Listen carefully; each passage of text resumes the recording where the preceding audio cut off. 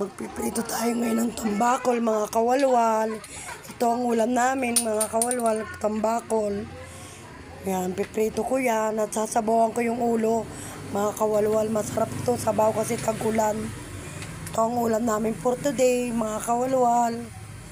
Yan, konting prito-prito lang. Kailangan natin magtipid. Maghapon na namin to ulam, mga kawalwal. Tanghali at saka gabi. Kasi ilan lang naman kami sa bahay.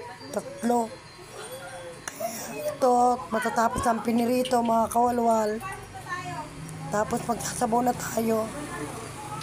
Pagtapos niya, nalagay natin yung gulay sa sinabawan. Masarap siya na sinigang, mga kawalwal. Yung ulo yun, no, masarap yung ulo. Kaya pinipirito ko maigi yung ulo, mga kawalwal. Gusto ko talaga sinabawan niya yung ulo, eh. Masarap. Lalo na tag-ulat ngayon. Tsaka marami kang kumain ngayon. Napakasarap, mga kawalwal. Sobrang sarap. Sarap dito tag-ulan, mga kawalwal. Kaya piniprito ko maigi yung ulo. Sarap talaga tag-ulan. Mga sabaw, mga kawalwal. Sinigang, nilaga, bulalo. Yan, masarap yan. Kaya magigisa tayo. Maglalagay tayo ng mantika sa kawali. Pagkatapos yan, susunod natin yung bawang, sibuyas. Yan. Pag nasunod na natin yan, yung sibuyas, mga kawalwal, saka natin lalagay yung kamatis. Magsasabaw tayo kasi sarap ng sinabawan.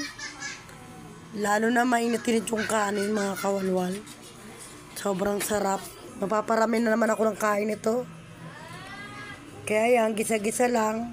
Tapos naglagay din ako ng patatas, mga kawalwal.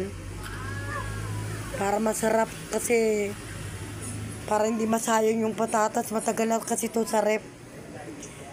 Kaya yan, sinabawan ko lang. Nilagyan ko na ng asin, paminta. Maglalagay talaga tayo dyan ng sinigang. Yan, naglagay tayo ng ulo. Yung pinirito, mga kawalwal. Tsaka tayo maglalagay ng mix sinigang. Yan, sarap. Kaya, kumukulo na, mga kawalwal. Yan, lagay na natin yung gulay. Pechay. Napakasarap nito, mga kawalwal. Kaya gawin nyo to sa bahay nyo. Kaya bago kong recipe yan, mga kawalwal. Kaya mapaparami na naman ako ng kain nito, mga kawalwal.